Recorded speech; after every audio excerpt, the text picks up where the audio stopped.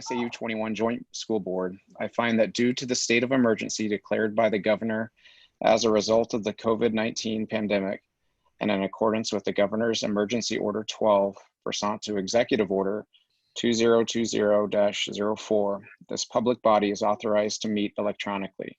Please note that there is no physical location to observe and listen contemporaneously to this meeting, which was authorized pursuant to the Governor's Emergency Order. However, in accordance with the emergency order, I am confirming that we are providing public access to the meeting by telephone with additional access possibilities by video or other electronic means.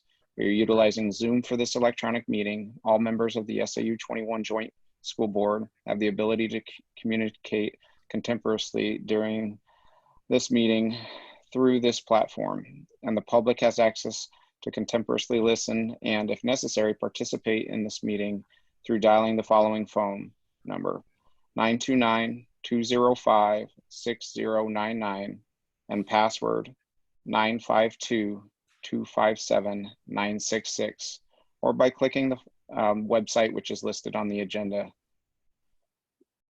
B, provide public notice to the necessary information for accessing the meeting. We previously gave notice to the public of the necessary information for accessing the meeting, including how to access the meeting using Zoom or telephonically. Instructions have also been provided on the website of the SAU 21 office at www.sau21.org. C, providing a mechanism for the public to alert the public body during the meeting if there are problems with access. If anyone has a problem, please call 603-926-89. This looks like there's a typo in here. 8992. Rhonda, do you know that? Yes, 8992. Okay, yeah, there's an extra zero.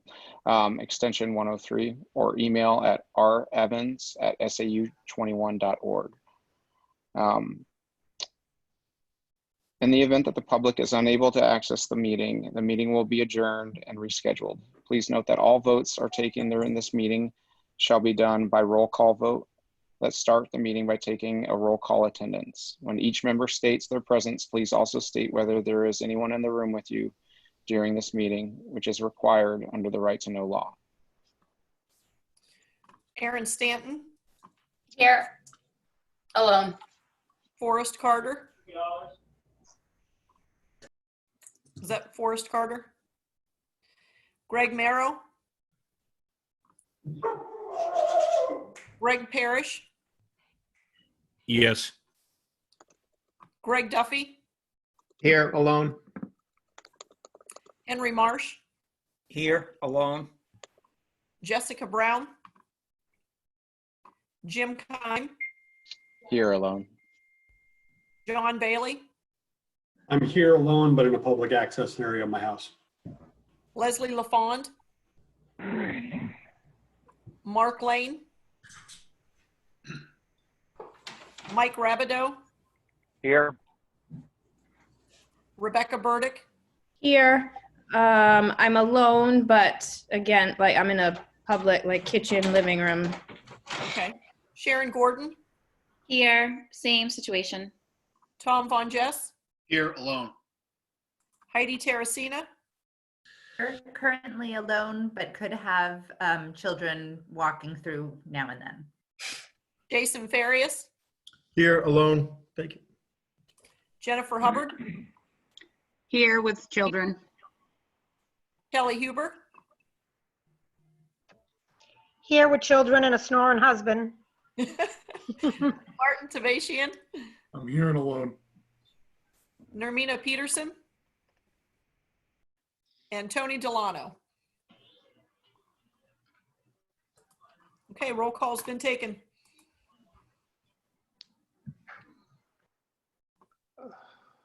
Okay, so what we laid out for today is just some brief information on a number of issues. Teacher evaluation being one, EA evaluations, grading and reporting, an update on special education, a little bit on the CARE Act and how monies are going to be distributed to school districts from the federal legislation. Spring stipends, spring sports stipends in particular.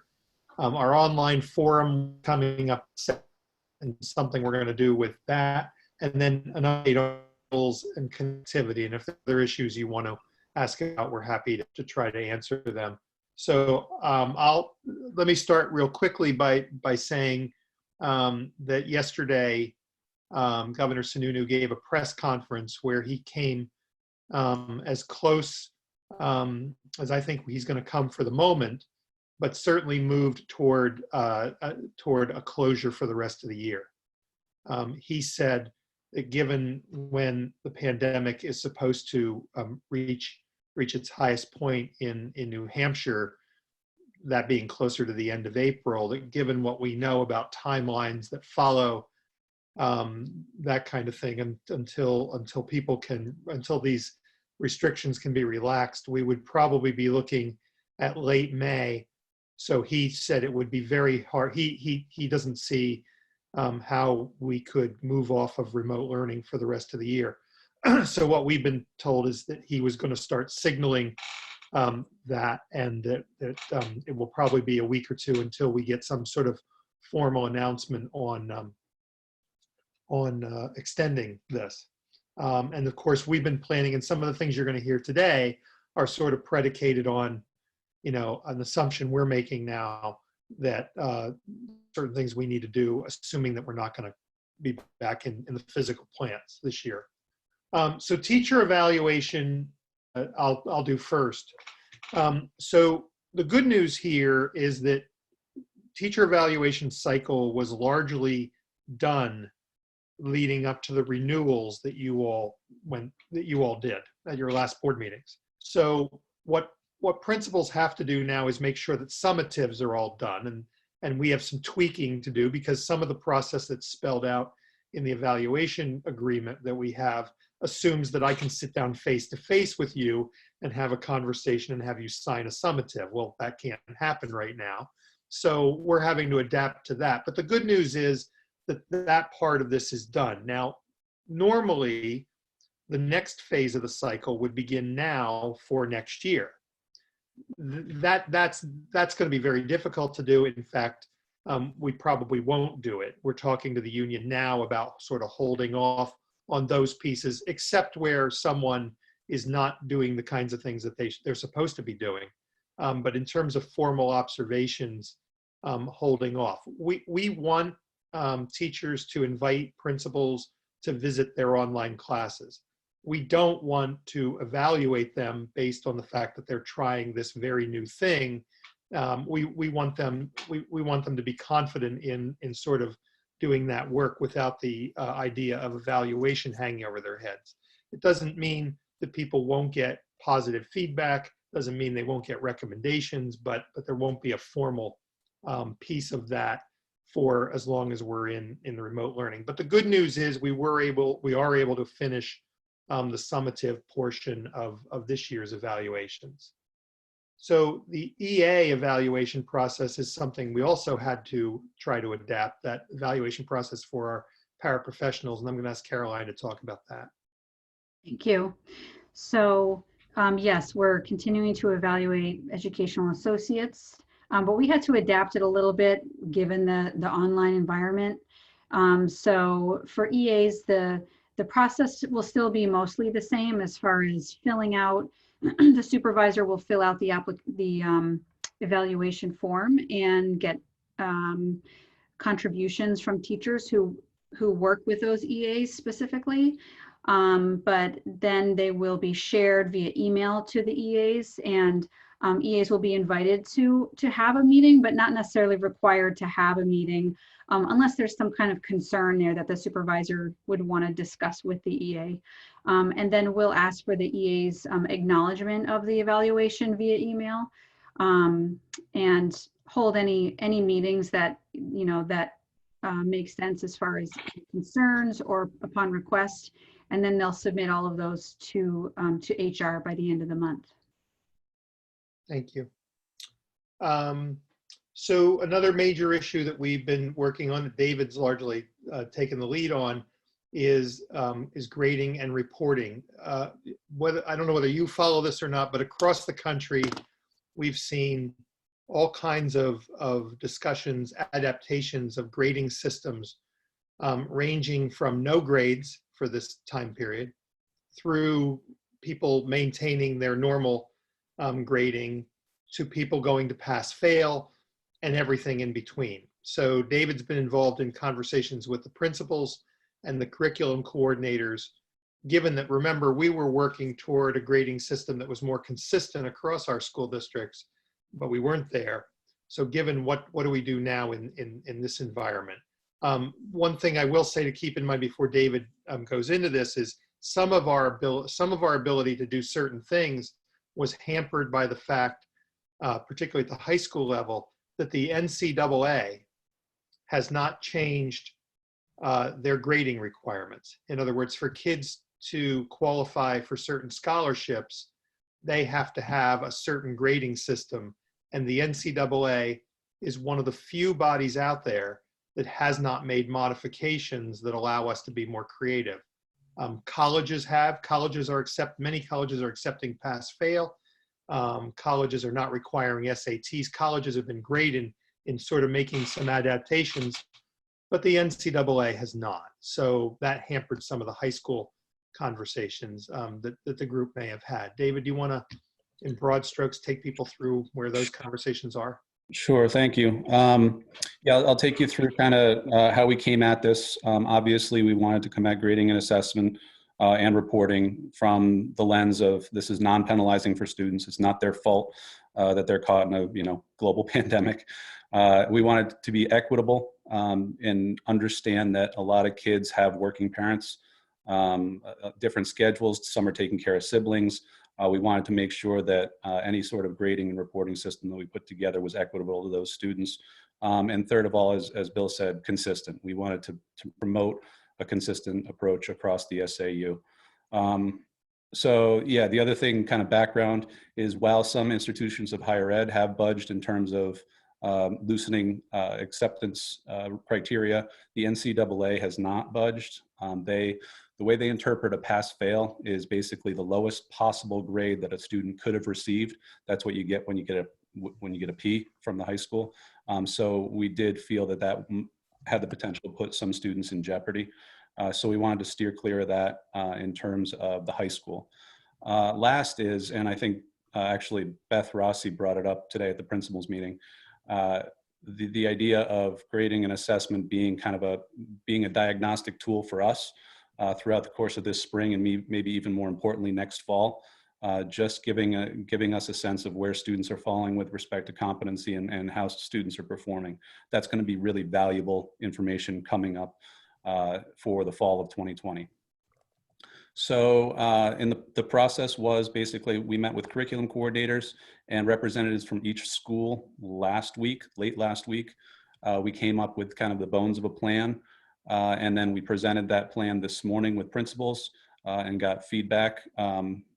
Really what you can expect as a parent and as a board is if your school has been reporting in a dual fashion, we aim to keep that consistent. You will see from the competency side, you will see 1 through 4s. From the traditional side, you're going to see what I would term as a more distilled rubric that hinges more on participation, effort, that kind of thing, as opposed to the more specific rubrics that we have used in the past. A shift most likely will occur on the K through 5 level, and that's because a lot of our K through 5 schools have standards-based report cards where you see a standards. The feedback from our staff is it's going to be really impossible to see that granular performance from our students. So K through 5, we're looking at shifting that into more of a narrative approach where you're going to get a personalized note from your teacher about how your student's performing. So the next step now is now that we've kind of vetted it through the principals and we've got kind of the thumbs up, we are putting together a communication plan because this is really important to get out to staff, first of all, because they're the ones that are kind of getting their feet underneath them right now, but also students, and we want parents to understand kind of how we're going to be approaching this. The benefit of the system we put in place is, in my opinion, it cleaves what we would do for a final grade from the feedback that students are receiving throughout the course of the trimester. In other words, students will be getting feedback throughout the course of the trimester, but teachers will be able to look at a final grade assessment in more of an aggregate term. So they're going to be at the end of the trimester and look back at the last couple months and be able to tell in totality where a student has been falling in terms of their performance. The other note that I wanted to make before I yield the floor is the one request that we've had is this plan that we've put together will be the plan moving forward, whether or not we return in May. It's going to be really hard to, if we get pulled back in May, to shift course again and kind of backfill on a lot of the assessments. So have that as an expectation that this plan would be the plan moving forward. With that, I'll take questions, or I can describe anything. Yes. So why don't we sort of stop there, and see if you have any questions on any of the sort of 3 or 4 things that we've touched on so far. Bill, Greg Parrish.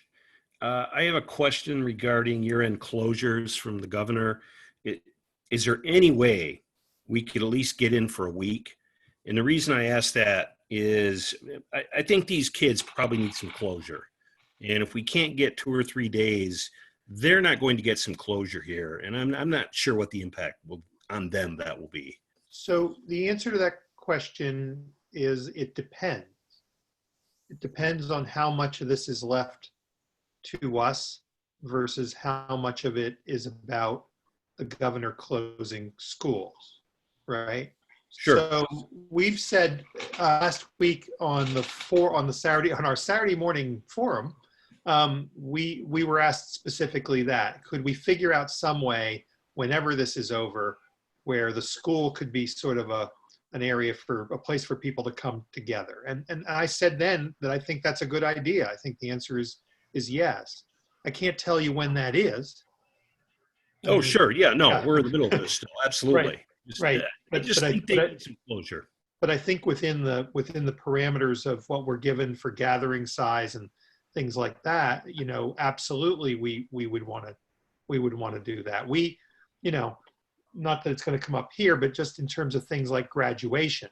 Right. We're having conversations about an online with an ability to bring people together later on, right? Because we think bringing people together in some fashion in groups of whatever size, I don't know yet, is a good thing. So the answer to your question is a big, broad yes. Okay. When we get the ability to do some things, we're going to incorporate those into the plan. Yes. Okay. Thanks. Kelly, did you have a question? My son, he's in 3rd grade. Well, I have twins. They're both in 3rd. One teacher's doing it and one teacher's not. But I'm actually getting report cards every week. Good. Yeah. This obviously you should be receiving communication from your teacher throughout this entire process. The plan that we put together today it's more with regard to end of the year report cards. Yep. Just to be clear. Yeah. Great. But at least we know where he stands, so that's good. Right. Helps Yeah, a that's lot. the idea. Yeah. Yep. Thank you. Great. Thanks. Dr. Lupini, if I can go back to the evaluation process just for a second. So, Teachers. Yeah, teacher evaluation. Yeah, Mhm. I absolutely agree that it's not right to evaluate teachers in this new mode, for sure. No question about that. So I support that fully. One of the things I'm interested in learning more about is you mentioned that teachers are inviting sometimes administration to join their classes, which is great. My experience has been when my team invites me to participate, it's because they're really good at it and they want me to see that. And sometimes the folks that actually need coaching, feedback, and best practices may not invite me. So is it an expectation that we provide support and coaching for all, or just on an invitation basis? So I probably misused the word invitation. Principals are visiting classrooms. Okay. They don't have an invitation to any specific classes, but they have an open invitation to, well, I'll say all, but it's probably not all, but to all. Okay, So they can drop in when they wish. Any of our administrators can drop in when they wish. Got it. And I think that's great because the administrators have a really unique seat because they can see multiple teachers and what they're doing and what's working really well and kind of, cross-pollinate and share best practices where everyone else is in their own, silo. So that's great news. Thank you for sharing that. You're welcome. Okay, we'll go on to special education. Oh. Dr. Eric Hilliard? Bill, Oh, sorry. I'm sorry. Did I miss some? Is there a way of capturing like snippets of what the teachers are presenting to the students that maybe could be assembled that the parents could see what they're actually getting as an online tutorial? So you have no idea how big of a question you just asked. A lot of conversations have been about these platforms and recording and not record. So there's all kinds of issues in that, some of it around students and their confidentiality, their safety, some of it around union concerns about what you just asked about. And so we haven't gone there yet. Some people may be doing that and sharing certain things. Right. I know I can think of 2 cases where principals have said, gee, I wish we had a way to capture what I just sat in and observed because I thought it was great. Right, so I think that those things will come along as we get further into this. But you're probably reading some of the things about these platforms, this one in particular, in New York City and other places where they're struggling with it around confidentiality and security issues. And so we face all of those things on one level or another as well. Okay, thanks. Thank you. I just have a quick question about the SATs. So how is that working? So are the juniors right now required to take them in their senior year? So right now, all we know is that the department has requested a waiver from the statewide testing program, which in New Hampshire for high school students is the SAT. Okay. So for the Massachusetts the kids that go to. That's not the statewide testing program in Massachusetts. Okay.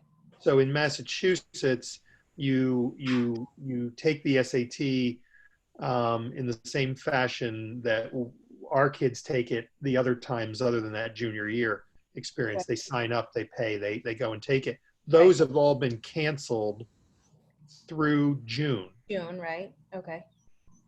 So what we don't know, let me stick with that for a second, the sort of the normal SAT model. Okay. What we don't know right now is whether the SAT is going to add more test-taking opportunities, for example, in July and August, when they normally don't. Okay.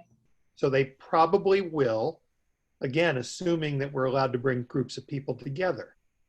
They probably will need to add test-taking opportunities in those months.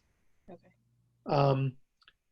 Remember that many colleges have dropped for that junior class, at least, have dropped the SAT requirement.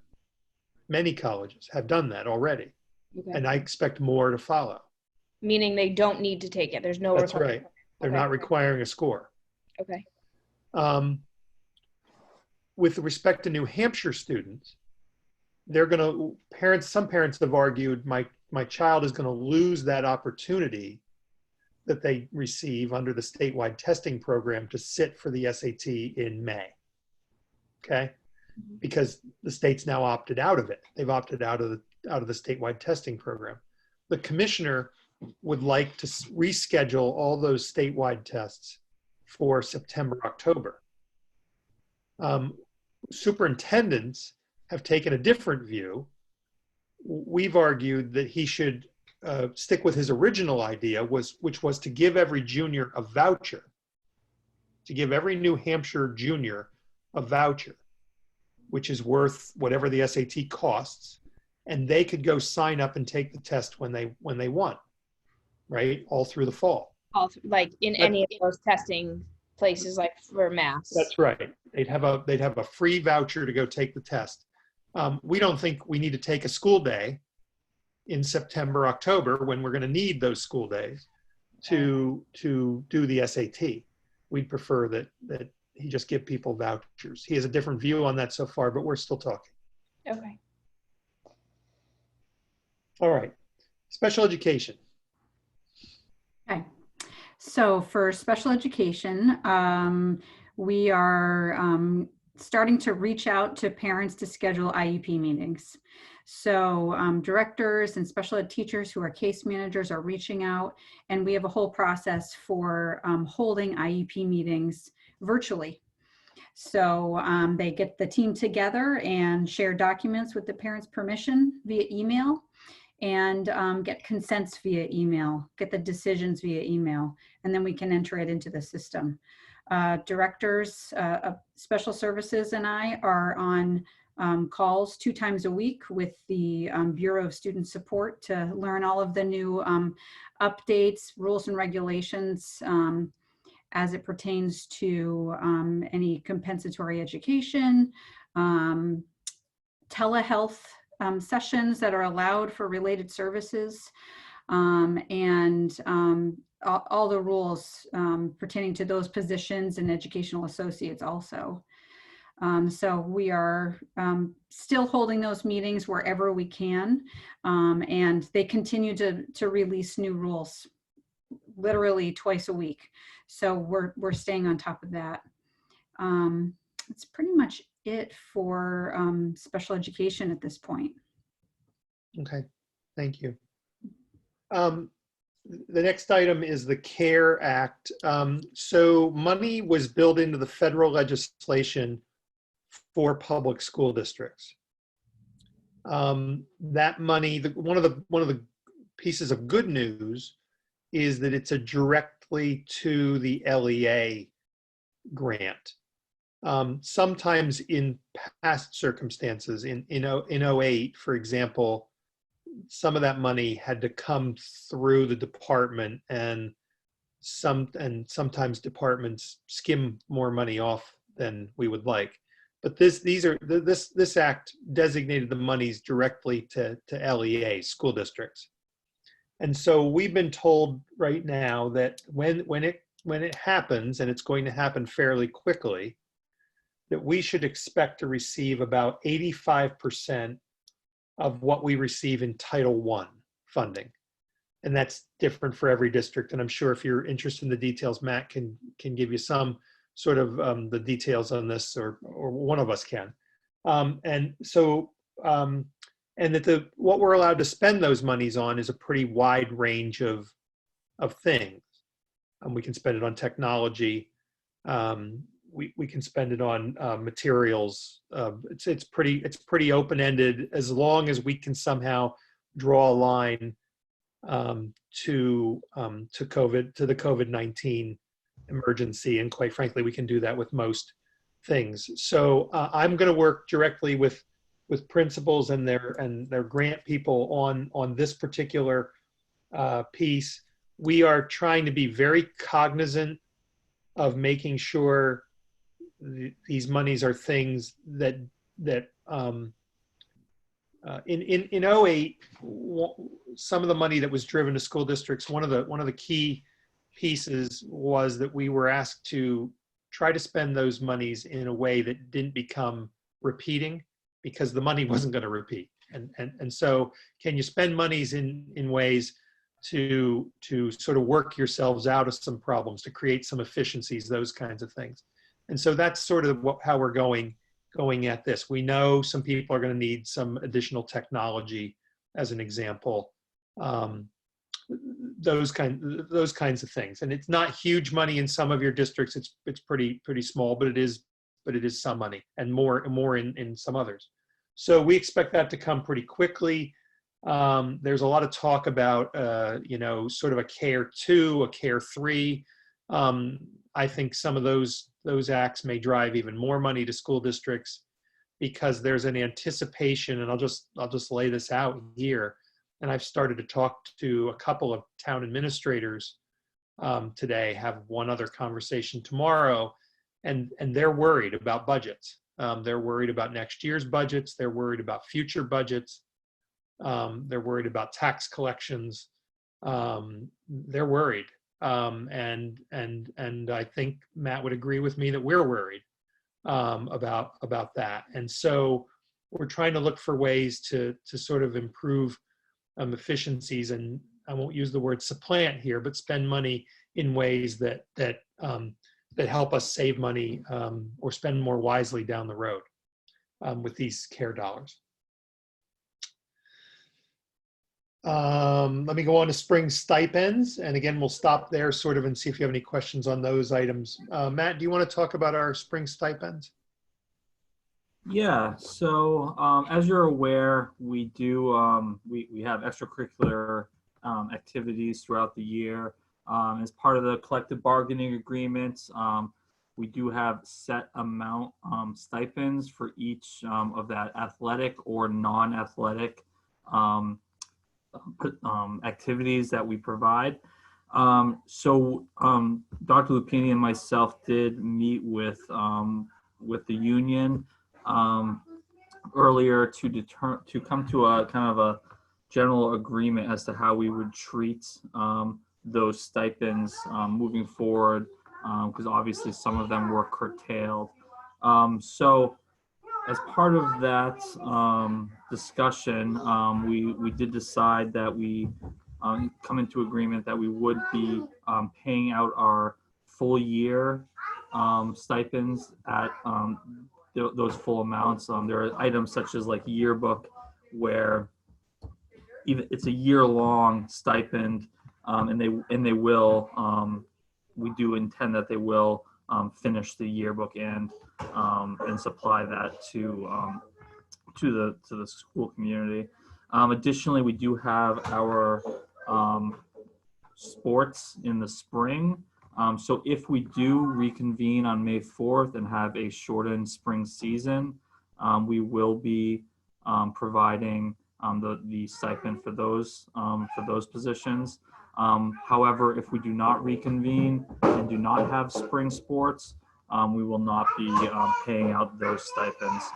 There are a few one-off activities or sports where it may have been kind of in between the traditional winter, spring time frame, and it straddled the two seasons where there was a partial, I guess for lack of a better word, season, and we will be looking at prorating those stipends based on how far they did go through the season. So that's how we're treating stipends moving forward. We feel that's a fair compromise for all those activities. We had a couple of plays at a couple of the K-8 schools that they had gotten all the way to the point where of presenting, we're gonna pay those people out. So we had a lengthy conversation about sports. By the way, a little bit of a bifurcation between middle school. The middle school stipends for sports may not get paid out even if we were to return. We know right now that many of the middle schools outside of this SAU have already said that if they return, there won't be a season. So I'm not sure who we would play if we did return, because again, many of them are not going to have a season, but we'd have to see where we are at that point, again, if we returned on May the 4th. So any questions on any of those items? Caroline, Greg Parrish, I have a special education question. With regards to the virtual IEP meetings, does that include the incoming kindergartner class? Yes, absolutely. Okay. Preschool and kindergarten, actually. Oh, that's fantastic. Yes. And Bill, I have a question for you and Matt, and it might be premature, but you mentioned it and I've been thinking about it. Have you guys had any preliminary discussions about upcoming budget preparation for the fall? So only a very brief conversation with one town administrator. I have another one coming up tomorrow, and Matt doesn't know this yet, but what was suggested in that one conversation today was that we, in the next couple of weeks, that we sort of circle together and have a broader conversation about what they're anticipating they may face. Okay. I mean, the two places where so So I don't want to be secretive here. It's Northampton and Seabrook are the places where people have contacted me when I reached out. They've gotten back to me, and I've started those conversations. Hampton, I will tell you that the Taxpayer Association has already written a letter to the town and to the school district, anticipating that we will be reducing our budgets. They've laid it right out there. So no, but those are conversations in the next couple of weeks that we're going to have to start. Okay. Thank you. I just have a question about the stipends for the spring sports. Do you think some of those people are sort of counting on that? So that's part of the conversation that we had with John and that we had with principals. Yep. And what I tried to do in the conversation that I had with John leading up to this conversation today was talk about people who are our employees versus people who come in from the outside and do these. He's made somewhat of an argument for particularly people who come in from the outside. Some of the principals had as well. Not as much for our teachers, where we're guaranteeing salary and these other stipends for a job done. Yep. And I think that's where we reached agreement, is that those people are receiving their full salaries, right? And so these stipends for a spring sport, they may not receive. They're not going to receive unless we go back and have that sport. For people from the outside, I think he wanted to go back and explore that a little bit more, because there may be some people who count more on those dollars. So there's a couple things, John's, to get back to Matt and me about. That's one of them. There are some other pieces around what coaches may have already been engaged in. But this was the skeleton of the basic agreement that Matt just laid out for you. Hey, Bill, why would John Croto be involved in a discussion with non-union outside stipend recipients? Because he represents the positions. Okay. Yeah, he represents it's a great question. He represents the positions, those coaching positions that are in our agreements or part of our agreements. Okay. Do these people on the outside and even on the inside, have they been notified that this is what is sort of happening? So we're in the process of that now. We just had this conversation with John today. Okay, thank you. We do have a member of the public joining us. Great, thank you. Anything else on any of these topics? So I'll go on. This Saturday, given that we've had a number of questions on those forums that we're doing, which are recorded and up on our website, we've asked Mr. McGowan to join us, because we've started having more conversations about sort of high school and graduates, seniors kinds of things, now that it appears that we may not return. So a lot of the questions over the last 2 weeks have been from seniors or their parents about graduation, juniors about proms, about SATs, those kinds of things. So we thought it was prudent to have Mr. McGowan join us on Saturday morning, and so he will be doing that. Dr. Arkelian, you want to talk about meals? Yes, thank you. So we continue to distribute meals out of Winnicott and Seabrook on Mondays, Wednesdays, and Fridays. And we, with just a couple exceptions, we have seen a pretty steady increase in pickup and delivery at both at Seabrook, and just pickup at Winnicott. So we're currently organizing a third route for our meal delivery, and we'll have a new route and new staffing and plan for, I believe we'll start on Friday, and we'll get that out to the public Wednesday afternoon, tomorrow afternoon, after the Wednesday distribution. But we want as much participation in this program as possible for meals, because we know there are families with fluctuating financial situations, and really just for convenience, given this taxing time for families with all the kids at home. It can be really helpful and a stress reliever, and bring a lot of people from the community through to pick up meals. So we're keeping a close eye on that, and really glad to be helping bring food to people in our community. And the people who have been working on it just really enjoy helping families, and actually getting to lay eyes on some people a few times a week. They really report really enjoying participating. So it's going well. And connectivity, you want to say a word about that as well? Sure. So we're in a good spot with that, in that even from the first time we sent out the survey, we've been in touch. Our social workers have been in touch with everyone who has indicated that they have no internet or unreliable internet. We've posted no-cost Wi-Fi options on our websites, in addition to sharing that via email and phone calls.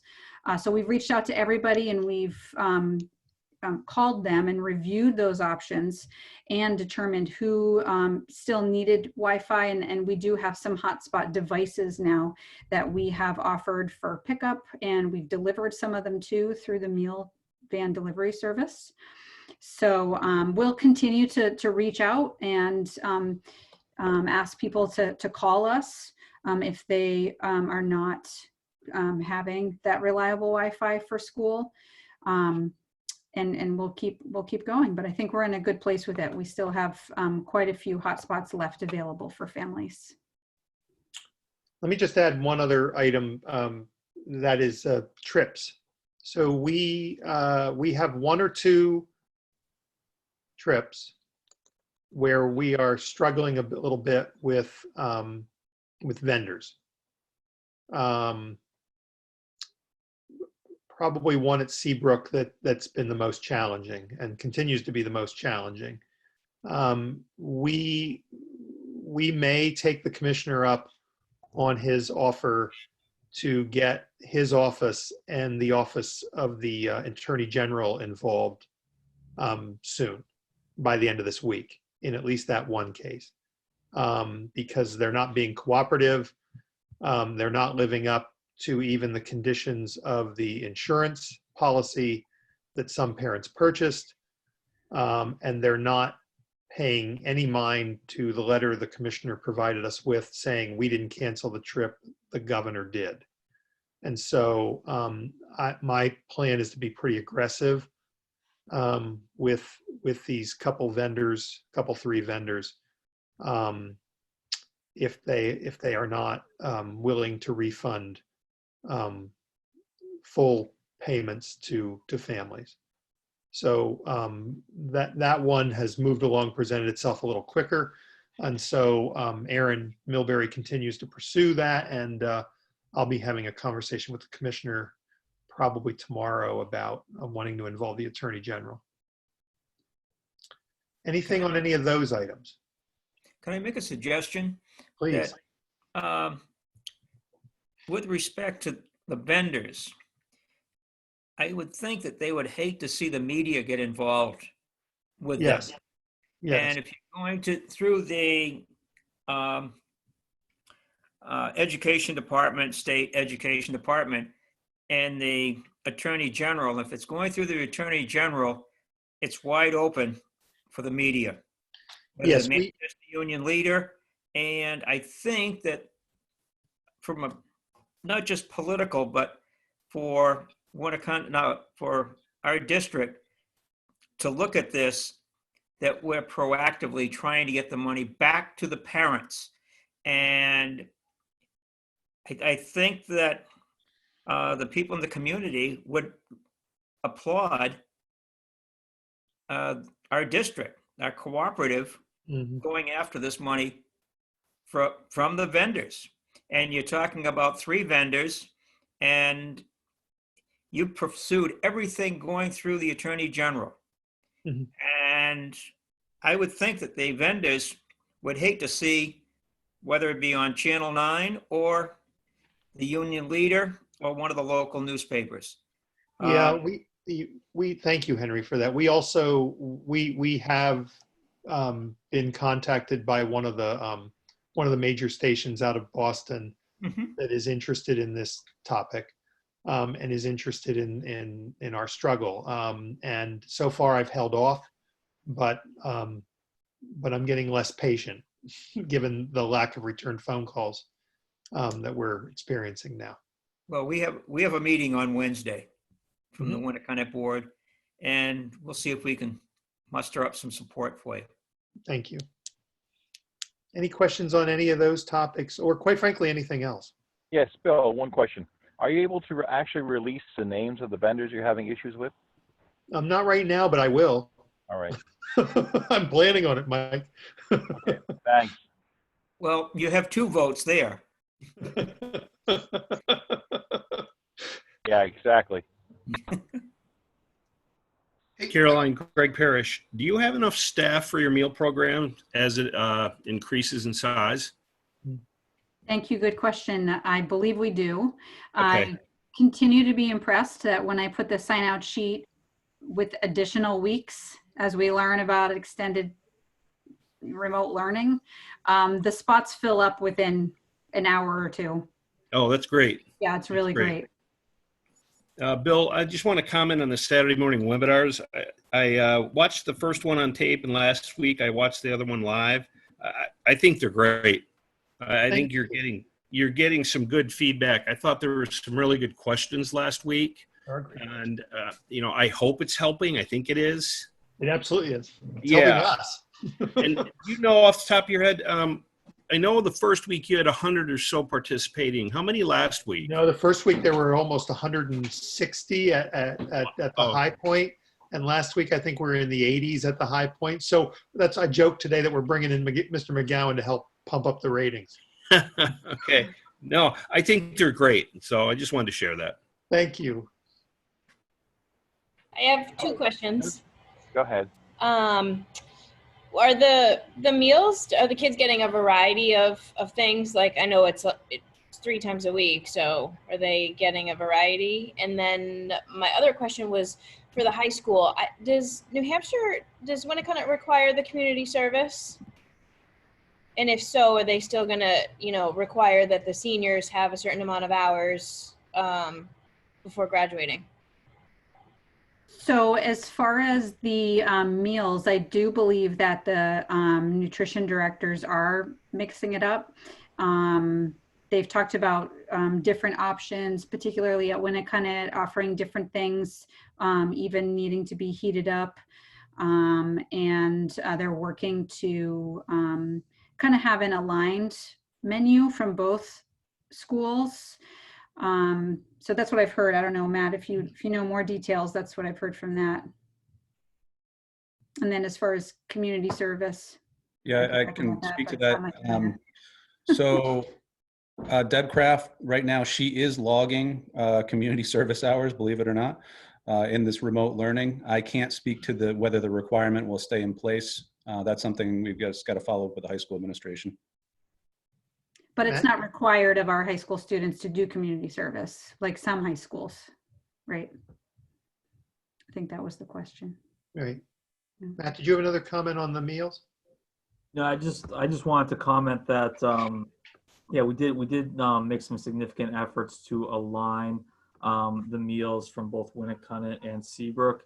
I'm sure you're all aware, USDA requirements call for different makeup of the meals and what's included in each meal between K through 5 or K through 4, 5 through 8, and 9 through 12. So that means the amount of sodium, the amount of sugars, how much veggies, how much grains, etc., are in each meal. So with 2 different food programs providing meals across really 5 different towns, we had to really, the 2 directors really had to work hard, from Winnicott and Seabrook to kind of align those kind of 2 different audiences, because we were we're providing for everyone. And there would be high school students that would be coming to Seabrook, and there would be,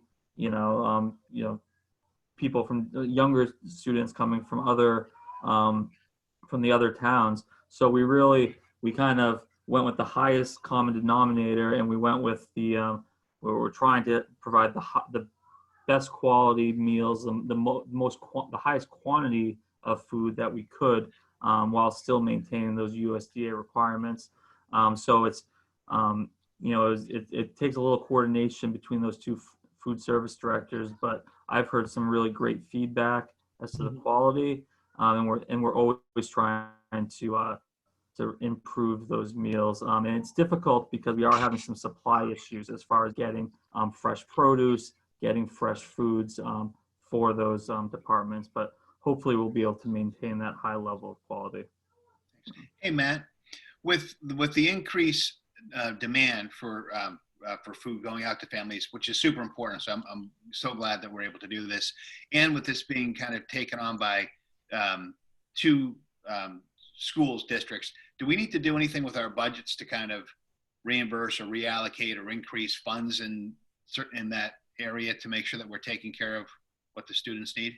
Yeah, so we're pretty fortunate in that regard from a financial standpoint, because the USDA from the federal level and then our state level have provided us waivers to essentially operate on like a summer seamless summer program. So how it works is we can offer meals across the board to all students and get reimbursed for all of those meals, whether they're free and reduced or not. So they all qualify for reimbursement. So as such, we're actually in a better financial standpoint than had we been operating under normal conditions. And in reality, our output is significantly less than if students were in school. So our costs are substantially less from that perspective. But I would expect every single one of our food service programs to have to be in a better financial standpoint by the end of the school year due to this situation. Thank you for explaining that. You're welcome. Bill, Greg Parrish again. The last few weeks we've been talking about the students' well-being and the teachers' well-being. What I want to know is how you guys are doing and the rest of the administrative teams. And is there anything the boards can do to help you guys out? That's a very nice question. Thank you. I can speak to I mean, I talk to principals every other day. That's my check-in with them, and it feels like they're doing well. You know, I think there's a certain difference to this work that is very stressful and very exhausting. And these are people who like to be around kids and teachers, and that's why they're in this business. And so that's very difficult. But they're doing great work. And part of our conversation, we always get around to, what are you doing to take care of yourself? What are you doing in terms of, and so we have lots of conversations about, here in Beverly, they put rules in place about you need to walk the right way down the sidewalk. And that's what some of our conversations end up being about, is what people are doing during the day to take a break, take care of themselves. So I think those people they're aware of those things. I mean, I don't talk to the special education directors and curriculum coordinators and assistant principals as much, but so my focus is mainly on these three people and those 6 people. Those are the people I interact with the most, and I would include Rhonda in that. Sorry, 7 people. I just want to say this for a second, that one of the reasons I think, on those calls with the commissioner, we've encouraged, if there's going to be some sort of decision, that it be made sooner rather than later, is I saw a real sort of morale dip among people when we went from April 3rd to May 4th. I mean, even though I think in your head everybody knew that was coming, it was a different thing to actually hear it. And there was a real sort of dip in morale and people's sort of view of this all. It was very disappointing, right? And so, you know, while I think most of us think we're going to the end of the year in this mode now, you know, hearing that and actually having that come to fruition, I think will be another very different thing and something that we'll have to, that people will need some time to work through. And so, long answer to your question, I think people are aware of the elements in this regarding taking care of themselves and are trying to do those things. Yeah, well, it's funny you mentioned the morale because I certainly saw it in my household with my family. So I can only imagine across the district. But you know, the part of that question, some of you have young kids too, and so you're also burning the candle at both ends, so to speak. To take care of what you're doing professionally, but monitoring the home front as well. So that's where the question was coming from. But thanks for the answer. We like the guest appearances by Matt and Matt's children and David's children and Caroline's cat. In our meetings, we get lots of special apperances. Mm-hmm. Hey, Bill? I would pay anything for a babysitter. Literally anything. Like, I'll give Bill, just for transparency, I saw Greg escaping to the grocery store the other day. We had the meeting over the vegetable aisle. We didn't vote on anything. No, but you were definitely desperate. Hey, it was another human being other than a family member talking to me. It is really, it's really a pleasure to work with these four people. And even in this remote means that they are just doing great work. And the people in your districts, your principals, your assistant principals, your curriculum people, your teachers, your support staff, I'm amazed at, and David sat in a meeting the other day with Southeasters, and I'm not trying to compare here at all. I'm not, well, yes, I am a little competitive, but David comes back from that conversation, and there were some things I asked him to ask people about, and our people were down the road thinking about things like graduation and whatever, where other districts are just starting to try to figure out what their remote models look like. Right. People really got on this very quickly and have done a great job on behalf of the kids in your districts, and I'm really proud of all of them. I have one more thing that I need to say before I let you go. So I got a really terrific email this afternoon. Sorry, Greg, I'm going to embarrass you. I got a really amazing email this afternoon from Barrett Christina from the School Boards Association telling me that one Campbell Parish is one of the winners of the New Hampshire School Board Association scholarship this year. Mm. So congratulations to Campbell. I tried to reach her, but I heard you email me back. So okay, good. I heard you called, and thank you. I don't have a response for you, but I hear she's pretty excited about it. So yeah, thank you. She emailed me back. She is very excited, and it's terrific news. Great. It is. I Thanks. heard that it had to do with her hard-hitting investigation interview with Dr. Lupini. Yes, Campbell's the editor of the Winter Chronicle, and she wrote a piece on the investigation of the high school teacher matter. So I had a chance to interact with Campbell over the course of, I think about 2 or 3 months since that article got finished. So he is tenacious. Yes, she is. Thank you all. If you have any questions, again, please call us, and we'll see you at your upcoming board meetings and when we all get back together.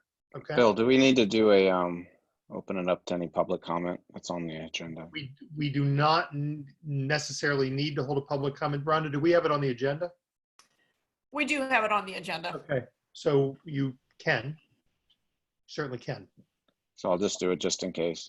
If anybody in the public has a question or comment, they can write into the chat, right, Rhonda? Is that the best way to do it? Right now, it looks like we just have one member of the public. The other person left, and the member of the public right now is a principal, Seabrook Elementary, Stephanie Lafreniere. Hi, Stephanie. All right, doesn't look like we have anything, so. Okay, great. Thank you very much. Thank you. We appreciate Call all if the hard anything, work. Okay.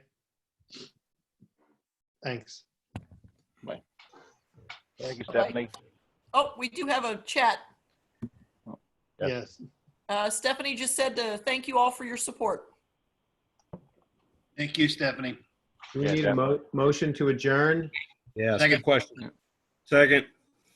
Third. We